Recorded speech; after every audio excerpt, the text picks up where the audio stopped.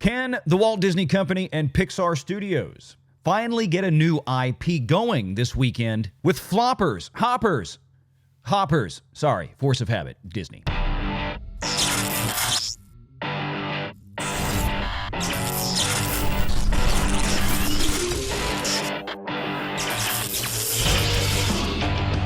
Renegade Online. Well, folks, welcome back. Another great day here at Valiant Renegade. It's good to see all of you out there once again. And if you are like one of the many watching this video not yet subscribed, please take a moment and turn that little red subscribe button to gray. Hit that like button, hit that notification bell. Share this sucker out on the social medias. And, of course, please do leave a comment before you head out the door today. Make sure to join us every Sunday afternoon right here at 6 p.m. Eastern for the live show. All right, let's get to it. The Walt Disney Company is finally going to give us another shot at a fresh IP, something the Walt Disney Company desperately needs to do to continue to contribute to the quote-unquote flywheel that Disney is always talking about, has been for many, many years. And as we've discussed before, the flywheel seems to be running a little light in recent years because you can only go back to the well so much. And if you don't believe me, well, Pete Docter, the head of Pixar, just stick around for that one. But let's look at the Deadline article first.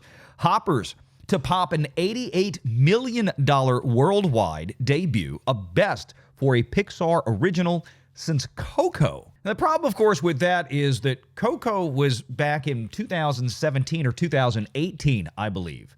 Not only are we talking about roughly 8 years ago, at least at this point, we're also talking about something that was before COVID and when ticket prices were far cheaper than they are today, probably to the tune of maybe a 50% increase since Coco came out on average in ticket prices. The inflation since then has been wild. Talking animals are still the rage, says Deadline, and have no intentions of calming down at the weekend box office as Pixar's Hoppers is bound to give the Emeryville, California animation studio a lift as far as original fare goes, with $88 million around the globe in 41 markets. Now, Deadline is suggesting a vision of somewhere between $36 to $38 million at the domestic box office open this weekend. To put that in perspective, it was just not even quite a week ago that Deadline was reporting this.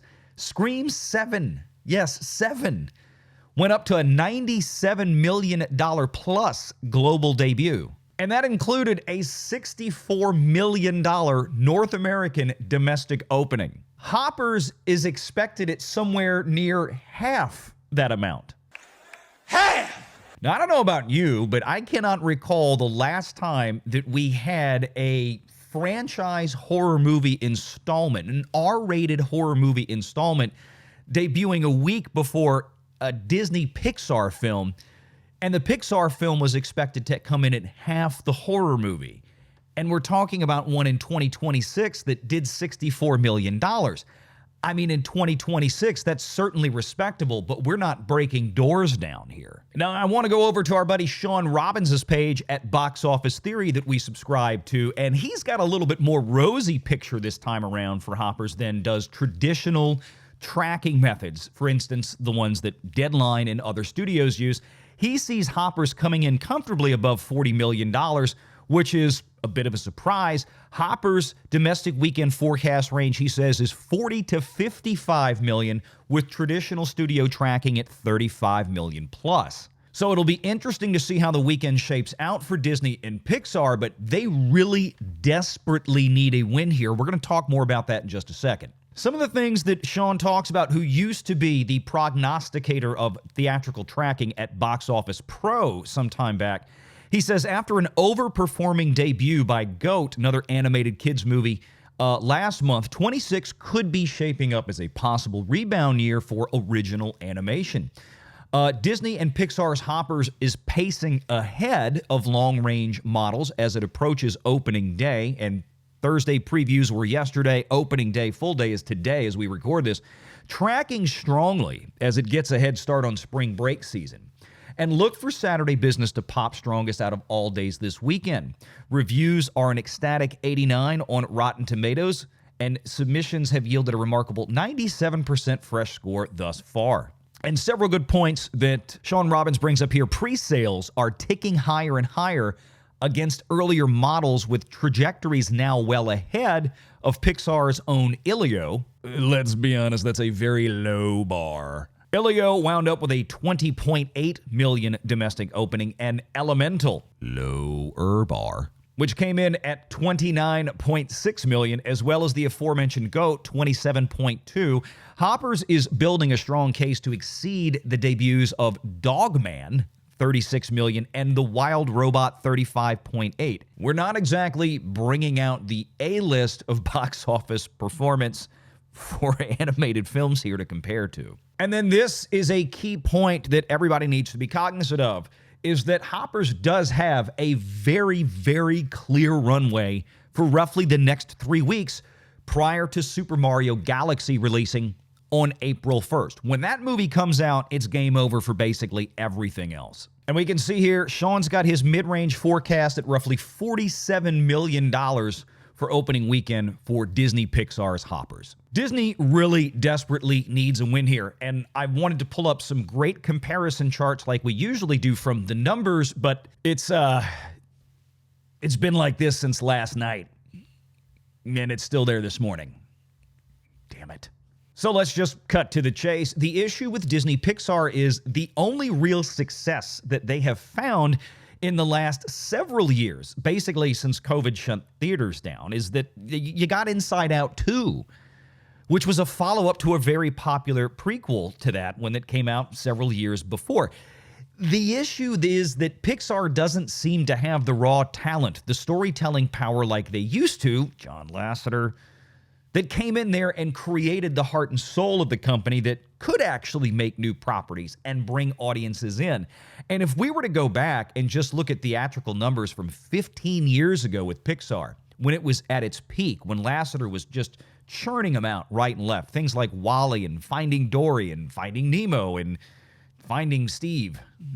Even the Los Angeles Times seems to understand the issue. With Hoppers, Pixar looks for a boost to its original animated films. Original animated films have largely struggled since the pandemic as audiences gravitated towards sequels and familiar franchises rather than new stories. And yes, we all know the story of Pixar, dumping things straight onto Disney Plus for a couple of years following COVID, but they've since gotten back to form, putting things in theaters and then affording it longer and longer exclusive theatrical windows before going to Disney Plus, and even adding back in a PVOD window.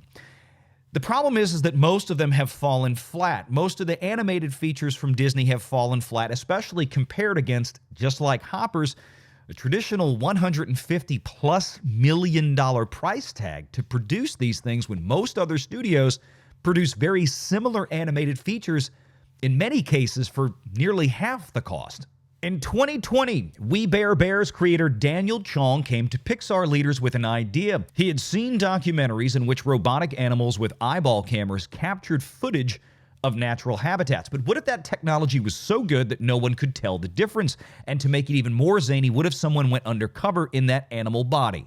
If you're thinking that the Walt Disney Company just made a movie about adults dressing up as animals, it's a movie about furries. Put you in jail right away. No trial, no nothing. That idea became the basis of Disney and Pixar's new movie Hoppers, which debuts this week. The film is Pixar's latest attempt to break through the box office with an original story, something that has been a struggle for the storied animation studio since the pandemic. No, it's been a struggle since you canned John Lasseter that built Pixar.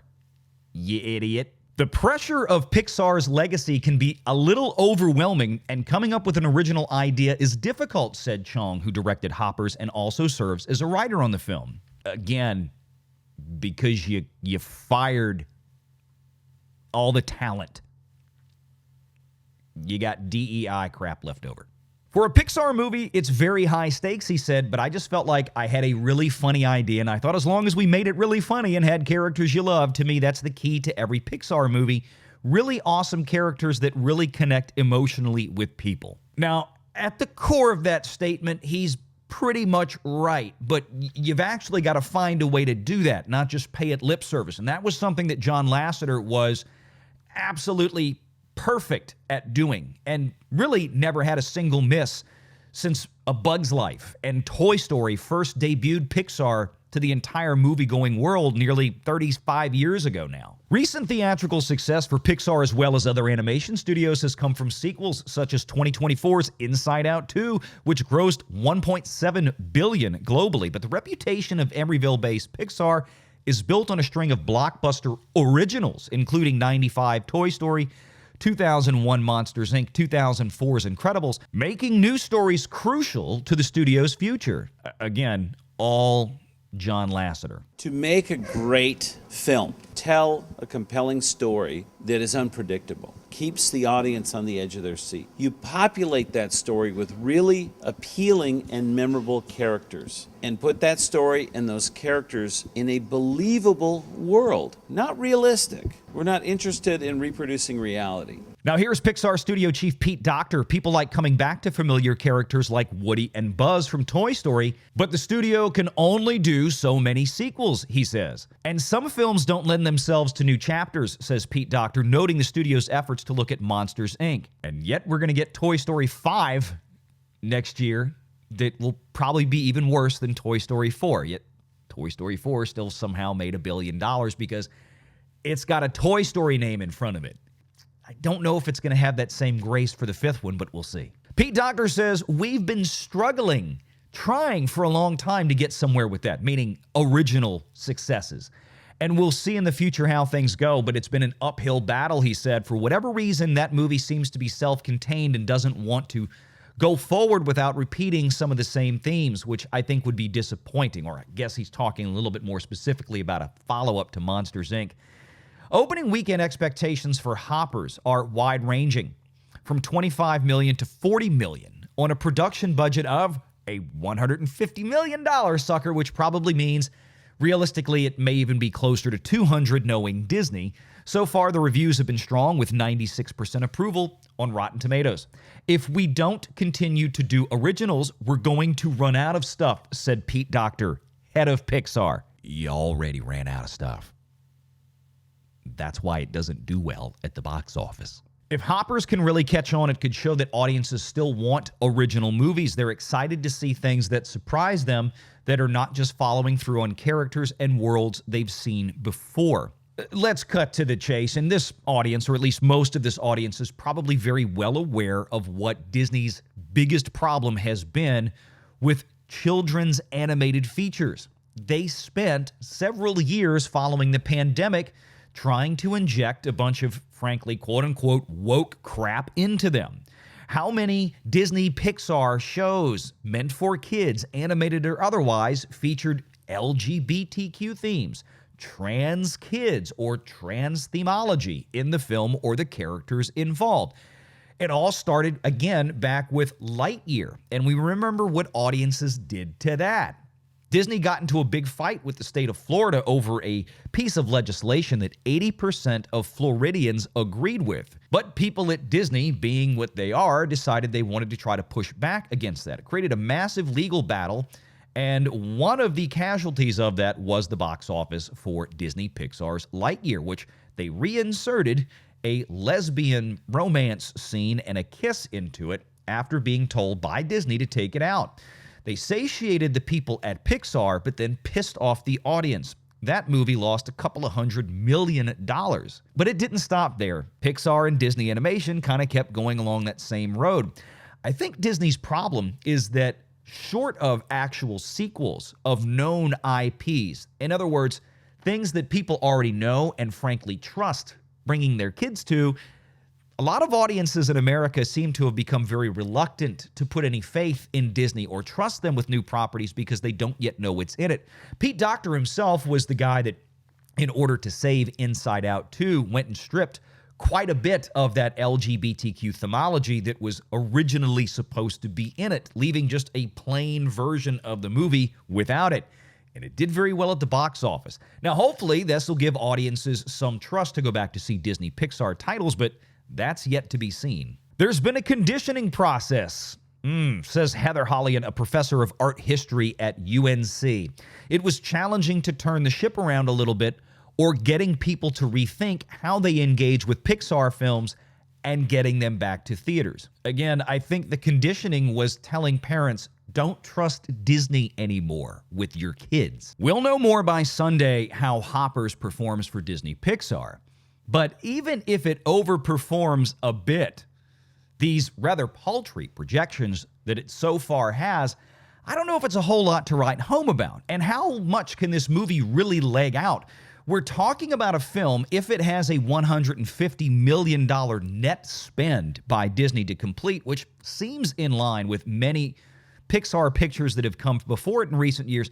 You throw another $100 million or so on there for a global marketing campaign, you're talking about a film that really needs to hit somewhere around $500 million, $500 million at the global box office to net $250 million or so back to Disney at the end of the day. And to remind folks, we've just been covering earnings calls and recent earnings reports from the biggest theatrical chains in the country, places like Cinemark, and of course, AMC theaters. And yes, you can set your watch by it. It's about 50% that goes back from the box office to the distributor and the studios. Hey! Can Hoppers really manage to pull something like a 4 or even a 5x leg out? Because if it opens with even around $100 million, which would exceed expectations right now by roughly 15%, globally $100 million, it still has to somehow climb its way from there to $500 million just to break even, because again, the Walt Disney Company, apart from some PVOD purchases, which I don't think they get a whole lot of since most of the target audience for Hoppers already have subscriptions to Disney Plus, and we're talking about little kids. I don't know if there's a whole lot of parents out there that drop $25 and $30 for a digital download of something like Hoppers, especially if it's not going to be that popular, when they can wait an extra 30 to 45 days and it will just be on their Disney Plus subscription they already have and their kids already sit in front of to watch Bluey all the time. Disney is not doing third-party licensing like every single one of their peers, like Warner Brothers, like Paramount, like Sony Pictures, Lionsgate, hell, even Universal that splits the pay-one window between Peacock and Netflix. Netflix and Amazon and basically everybody else under the sun is picking up licensing from studios, but Disney doesn't want to license it out anymore, and they turned the money machine off after the box office, more or less.